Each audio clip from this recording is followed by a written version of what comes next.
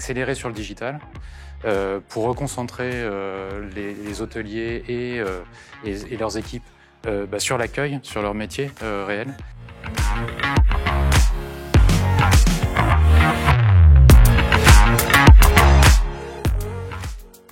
Bienvenue dans ce premier épisode de Digitalisez-moi, une nouvelle web-série que nous allons décliner en 4 épisodes et qui est basée sur une étude que nous avons réalisée avec MKG et en partenariat avec Samsung, qui a interrogé l'ensemble des acteurs de notre industrie pour préparer le rebond et utiliser le digital afin de pouvoir faire les gains de productivité nécessaires à notre secteur. Je vous propose aujourd'hui de se retrouver dans la galerie Perrotin à Paris et de retrouver Adrien et son panel d'experts pour évoquer avec nous quels sont les enjeux et se plonger dans ce sujet passionnant du digital. Pour rappel, la France a réalisé une baisse de 60% de son chiffre d'affaires sur l'année 2020 et donc toute l'hôtellerie, et c'est un secteur entier qui attend le rebond. Dans ce contexte, la France a quand même été un marché plutôt assez résilient comparé à nos amis européens. Mais si on regarde à d'autres industries, notamment par rapport à l'industrie classique, l'hôtellerie, qui est cette courbe en bas, n'a pas bénéficié depuis 20 ans de gains de productivité significatifs. On sait que le digital va permettre à la fois d'augmenter l'expérience client, mais également de faire les gains de productivité nécessaires que nous n'avons pas su réaliser ces dernières années. Je vous propose de retrouver Adrien et son plateau pour plonger plus en détail dans les échanges. Merci Vangelis. Eh bien, pour en parler aujourd'hui, j'ai le plaisir d'accueillir Amphigital, Myriam Elarac, VP User Experience, Design et Innovation d'Accor. Et avec moi en plateau, Vincent Desriaux, CTO BNB Hotel, et Marc Plisson, directeur général d'Akena Hotel. Alors, comme l'a rappelé Vangelis, c'est vrai que les derniers mois, les dernières semaines ont été compliqués et difficiles à vivre pour notre secteur, mais ça a été aussi l'occasion d'enclencher un certain nombre de transformations en réponse, bien sûr, au contexte qui a été le nôtre, mais aussi avec des perspectives de plus long terme, des objectifs plus durables et de transformation finalement de l'expérience client dans nos secteurs. Alors, pour en parler, j'aimerais qu'on commence par faire un tour de table, que vous m'expliquiez peut-être ce que vous avez pu mettre en place dans vos groupes respectifs au cours des derniers mois. Qu'est-ce que vous avez pu réaliser ? Ce qui est évident, et je pense qu'on pourra en parler plus en détail, mais ce qui est évident, c'est que cette pandémie, pour beaucoup d'entre nous, a eu 2 effets. Le premier, c'est qu'elle a créé de nouveaux sujets auxquels peut-être on ne s'attendait pas, mais surtout, elle a accéléré. Elle a été un accélérateur de tendance de digitalisation au sein des organisations, mais aussi sur le terrain. Et nous, notamment chez nous, dans les hôtels, ça nous a aussi permis d'accélérer des sujets qu'on avait déjà commencés. Le process aussi d'arrivée et de check-out qu'on a facilité dans une notion beaucoup plus contactless avec la suppression, par exemple, des desks, donc ce bureau d'accueil qui venait un petit peu sanctuariser l'arrivée et d'avoir des espaces beaucoup plus conviviaux pour permettre aux clients de passer, d'aller et de venir en arrivant et en sortant de manière beaucoup plus fluide, mais aussi la réinvention aussi du business meeting. Donc, tous ces aspects-là, en tout cas la pandémie, vraiment, c'est l'observation qu'on fait chez Accor. Elle a créé de nouveaux sujets, mais elle a surtout accéléré des sujets qu'on avait déjà commencé dans la maison. Il a fallu qu'on réagisse vite il y a 1 an et au-delà de revoir nos process sanitaires et de nettoyage et d'entretien de nos hôtels, on a travaillé à ouvrir cette proposition d'online check-in à l'ensemble des réservations que l'on prenait, que ce soit en direct à l'hôtel ou dans nos centrales de réservation téléphonique. Et donc, on a travaillé à pouvoir proposer ce process d'online check-in où le client s'enregistre en ligne via son mobile, via son PC, de pouvoir s'enregistrer, d'arriver à l'hôtel sans croiser personne, quelque part, jusqu'à sa chambre, de manière digitale. C'est-à-dire concrètement, comment ça fonctionne ? Il reçoit un message, c'est par mobile, par mail ?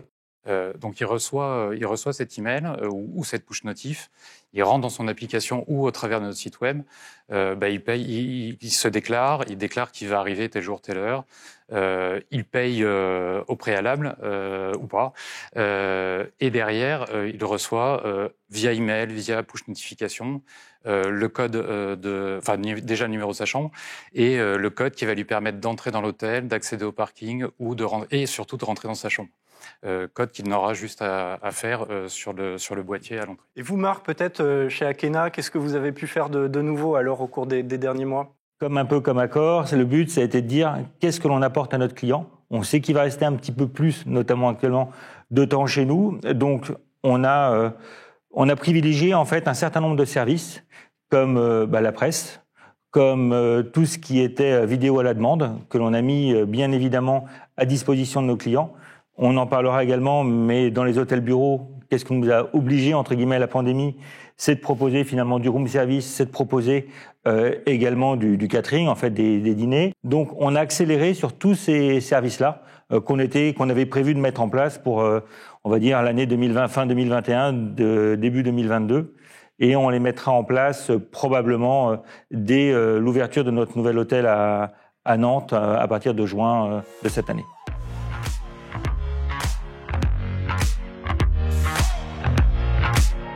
« 80% de nos hôtels sont des hôtels bureaux, donc il a fallu créer une carte, trouver des partenaires avec lesquels on puisse travailler et être livré relativement vite. Et au départ, on s'est aperçu qu'on a créé une carte, mais qui était une carte de dépannage, si vous voulez. Et à partir du 28 octobre, malheureusement, on s'est aperçu que si on voulait garder nos clients, il fallait qu'on leur apporte finalement la même diversité de repas qu'il pouvait y avoir dans un restaurant classique. On n'était plus là pour faire du dépannage, mais on était là vraiment pour les nourrir. Donc pareil, il a fallu trouver d'autres sources d'approvisionnement. Alors on a travaillé avec des bocaux comme beaucoup d'hôtels et on a essayé de travailler sur de la qualité. Et puis après, c'est comment on a été noué des partenariats avec des artisans, avec des traiteurs, pour justement mettre en place une carte qui change tous les jours et que nos clients puissent commander directement online. Sur la même idée, nous, on a accéléré justement ce type de service. On a mis en place un service d'e-conciergerie où le principe était que chaque hôtelier, et on s'appuyait sur le réseau de nos hôteliers, qui connaissent bien l'ensemble des services autour de leurs hôtels, qu'on puisse facilement leur donner un outil qui leur permettait d'exposer aux clients qui venaient séjourner dans leurs hôtels l'ensemble des restaurants qui sont disponibles, voire quelques partenariats ou négociations locales qui avaient pu avoir lieu. Et donc on a accéléré ce déploiement de cette e-conciergerie. Aujourd'hui, dans chaque hôtel B&B en France, on est en train de regarder des solutions pour de point of sales, ou en tout cas de diffusion d'écrans dans que ce soit dans les ascenseurs, dans les étages, etc., pour mieux guider nos clients, pour mieux les inciter à justement découvrir ce qu'il y a comme service autour des hôtels. Chez nous, en fait, le F&B était déjà dans une belle mouvance, on va dire, de digitalisation avant Covid. L'idée était notamment de dématérialiser des choses aussi simples qu'un menu papier. Donc déjà, on avait commencé via des QR codes, via de la prise de commande sur WhatsApp, via des supports tablettes aussi. Et puis dans certaines régions, on a une maturité et un usage qui est beaucoup plus ancré, notamment au Middle East ou en Asie, où ces choses-là sont assez naturelles quand vous allez dans un café ou dans un restaurant. On avait aussi des initiatives qu'on va continuer qui sont via du smart speaker, notamment au Pullman Tour Eiffel, où on avait de l'Alexa dans les chambres qui permettait de commander son room service à distance. Donc, en fait, toutes ces initiatives vont s'accélérer. On va pouvoir un peu plus ancrer dans l'expérience client. Pendant le confinement aussi, on a eu cette problématique où beaucoup d'hôtels qui pouvaient en tout cas garder leur cuisine ouverte, on leur a offert la possibilité, on a travaillé avec eux, ils ont proposé des systèmes de click and collect. On continue en tout cas à travailler sur cette accélération pour s'habituer à ces nouveaux modes de consommation du F&B qui arrivent à grande vitesse.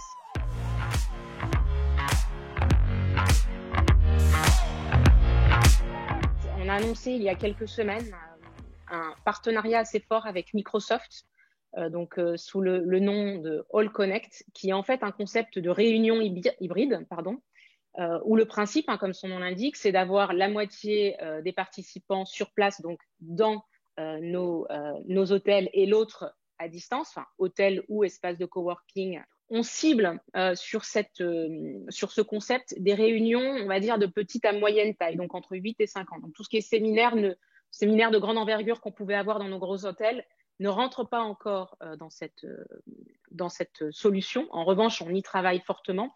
Une chose est sûre, c'est qu'on croit fortement qu'il faut s'adapter puisqu'on a une généralisation de l'utilisation des outils numériques et j'en suis aujourd'hui la preuve vivante puisque je vous parle à distance.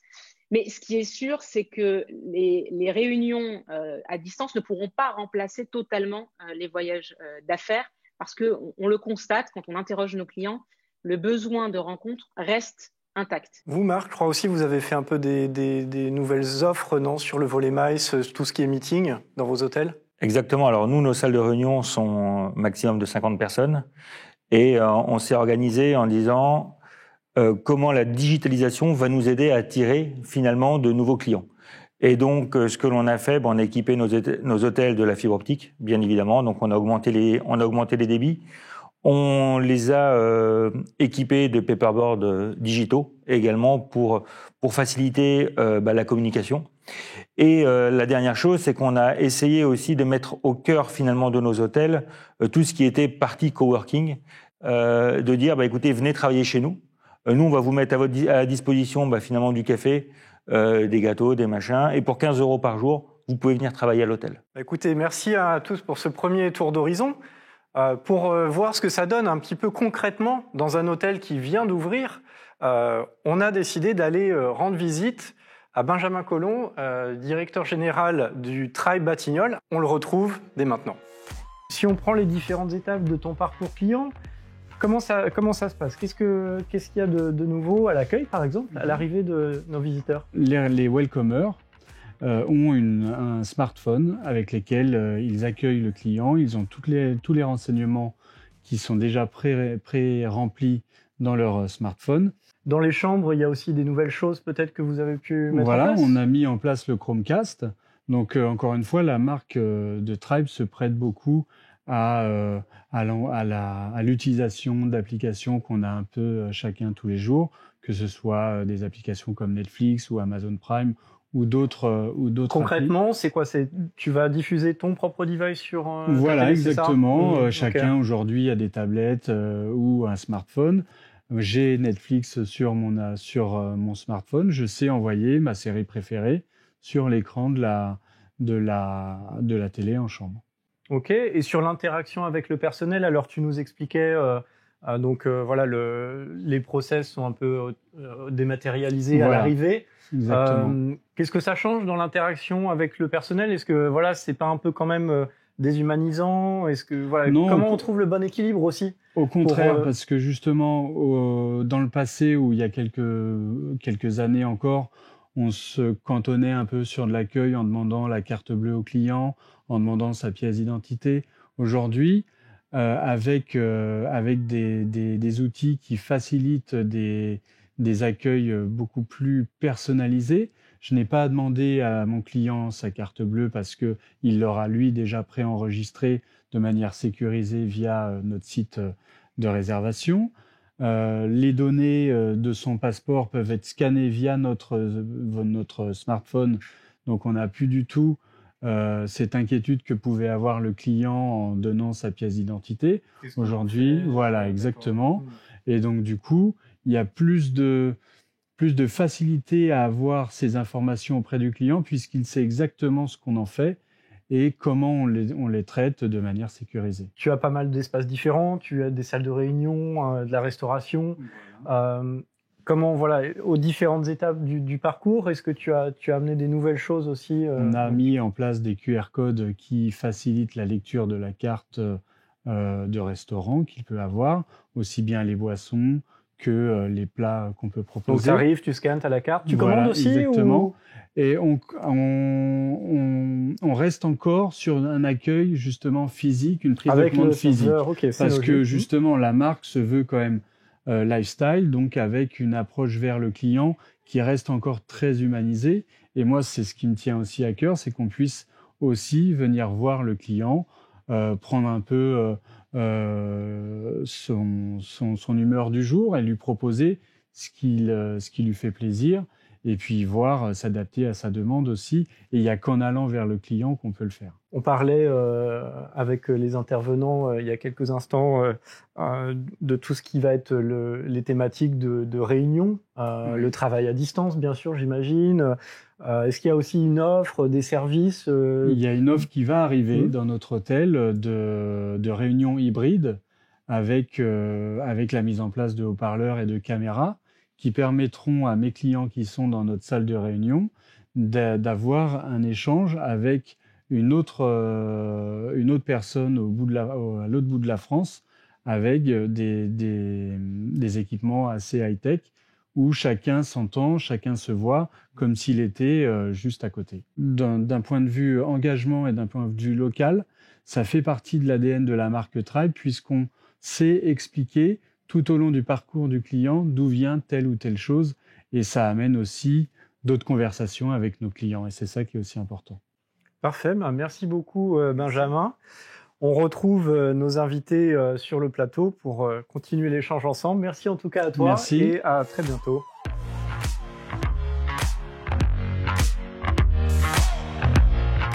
Donc ici, là où l'arrivée était très centrée sur je vous donne votre carte clé, je vous fais remplir quelques papiers, on en parlera plus tard sur le check-in et la digitalisation du check-in.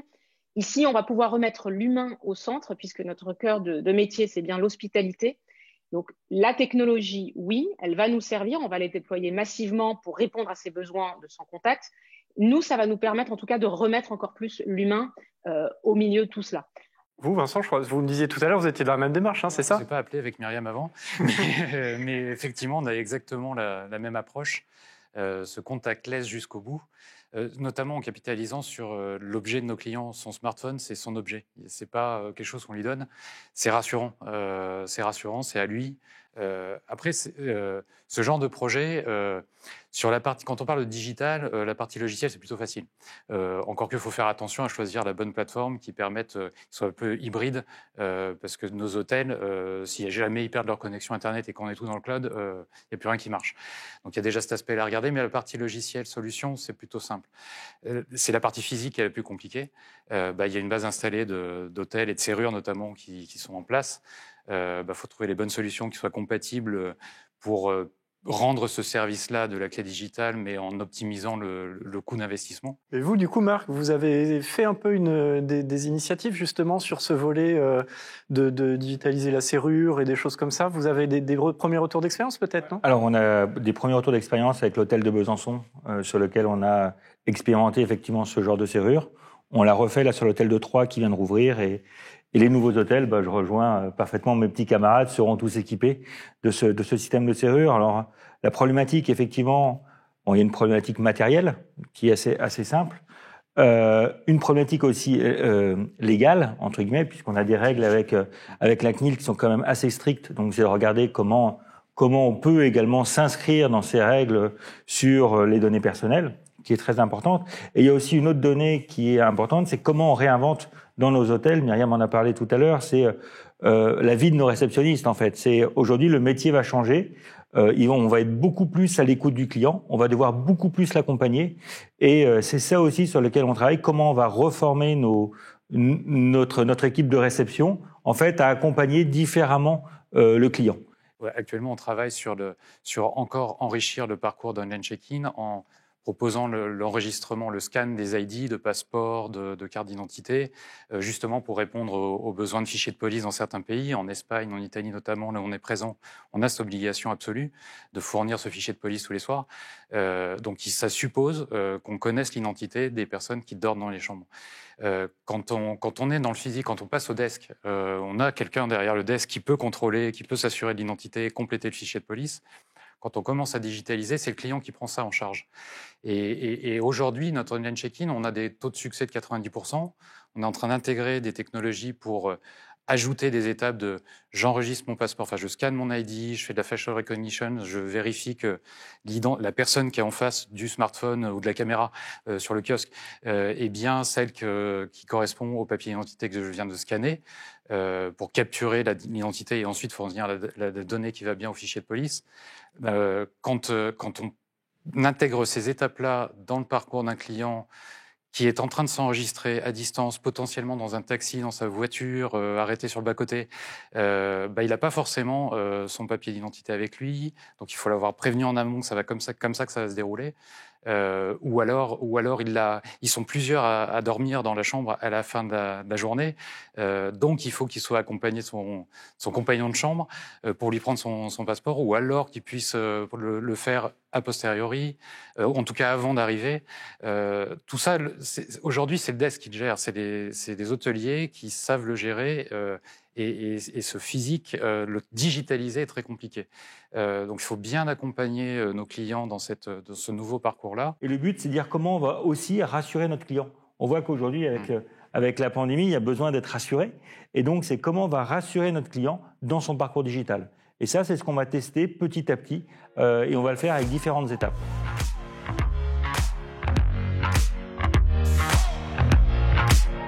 Alors pour nous, quand on a mis en place tout un système de télé, notamment en Chromecast, et on a décidé, en fait, dans l'application de ces nouveaux outils, de décider que le client restait, et le smartphone du client restait au cœur de notre stratégie.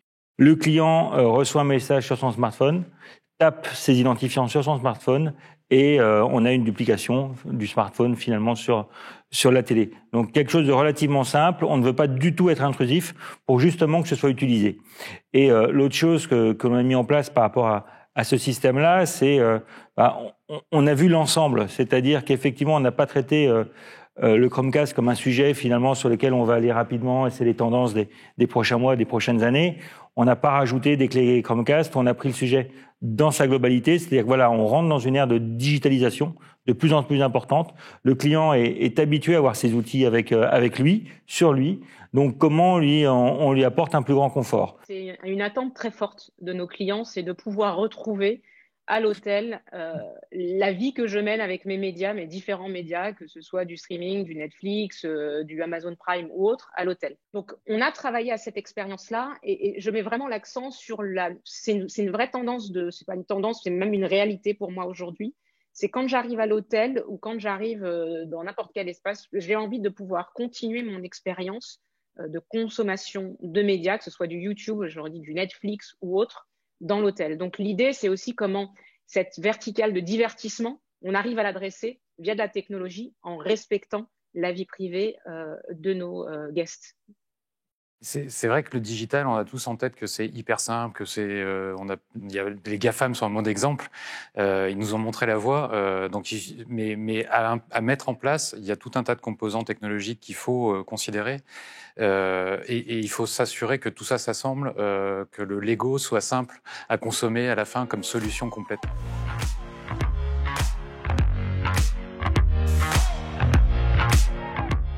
On l'observe, le rapport entre l'employé et l'employeur est en train de changer. On va de plus en plus observer, et on l'observe déjà, des employés qui vont demander à avoir des conditions de travail, ou en tout cas à ne plus faire ces fameux 45 minutes à 1h30 de trajet matin et soir. Et c'est là où notre réseau et la force de notre réseau via les offres de services qu'on propose via du coworking avec des marques comme MamaWorks, Wojo et aussi également les hôtels, puisqu'on a aussi un projet qui a démarré sur l'utilisation des chambres inoccupées en espace de bureau. Donc vraiment, là, on voit qu'il y a une opportunité pour nous qui est énorme et qui est à saisir au vu de ce qu'on se disait tout à l'heure sur le voyage d'affaires, et le MICE qui va tendre à baisser, puisque de toute façon, on le sait, même s'il y aura toujours des réunions physiques, il y en aura moins, puisqu'on voit bien que ça fonctionne quand on utilise les outils digitaux. Donc, c'est comment on va chercher de nouvelles sources de revenus et comment on se réinvente et on s'adapte face au contexte. C'est votre cas, Marc, avec du coup la nouvelle offre que vous nous décriviez un peu tout à l'heure également. Tout à fait. Là, on travaille beaucoup sur cette notion de coworking. On travaille aussi beaucoup sur cette notion de comment on remet l'hôtel au cœur de la ville, en fait, finalement. On s'aperçoit qu'aujourd'hui, on n'est plus un lieu d'hébergement où on va arriver à 18h et on va repartir à 7 ou 8h le matin. Mais comment on participe finalement au développement de nos quartiers, à la simplification des services de nos quartiers. Et puis, on va avoir aussi une demande qui est très juste sur le coworking, mais aussi sur le local, c'est-à-dire qu'on va aller s'adresser à des clients locaux qui finalement vont utiliser nos bars. Donc de plus en plus, on met en place effectivement des bars, des lieux de vie, pour qu'ils puissent aussi venir y travailler. Et puis, il y a aussi tout un système entre guillemets, d'industrie ou d'entreprise locale, sur lequel on va aller, nous, de plus en plus les faire travailler. Sans, je crois, même chose, vous avez parlé un petit peu du volet local dans vos établissements, et puis également du volet vos clients à faire. Vous, c'est quoi les priorités que vous cherchez à adresser à travers vos projets du moment? C'est justement d'accélérer sur le digital, pour reconcentrer les hôteliers et leurs équipes sur l'accueil, sur leur métier réel. Profitons du digital pour retirer une partie de leurs tâches. La ligne directrice, c'était de se dire on doit digitaliser pour être contactless, pour proposer encore plus de réassurance à nos clients. Mais au-delà de ça, le digital, ça devient la première priorité sur tous ces aspects.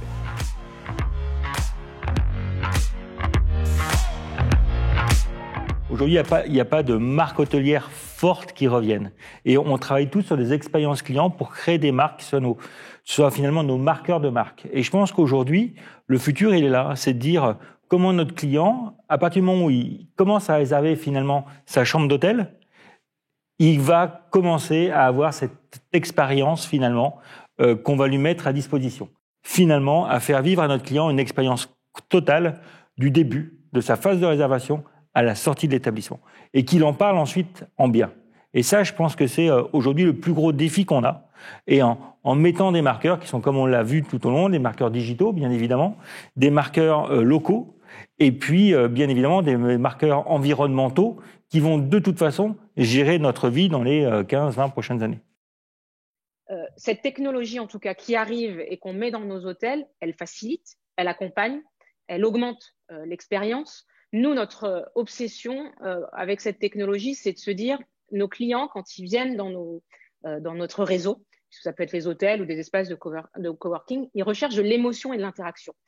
Et c'est le plus dur, l'émotion à générer avec de la technologie. Il faut pouvoir s'appuyer sur la technologie pour pouvoir, après, via l'humain et via le contact humain, générer cette fameuse émotion qu'on recherche tous et effectivement qui devient marquée dans les esprits. Et c'est là où on crée de l'attachement et les gens reviennent et aiment votre marque, etc. Il y a une espèce d'engouement sur le télétravail où tout le monde trouvait ça génial de travailler de chez soi, etc.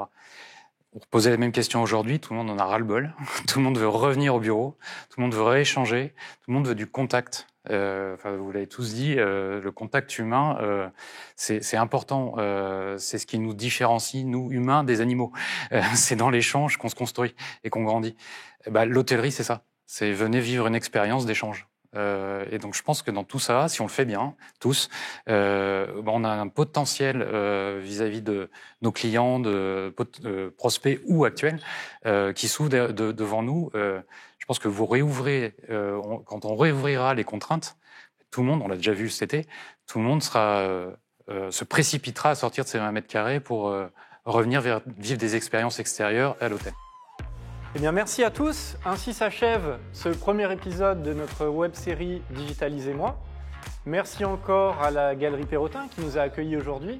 Et j'espère bien entendu vous retrouver très bientôt pour notre prochain épisode. Merci et à bientôt.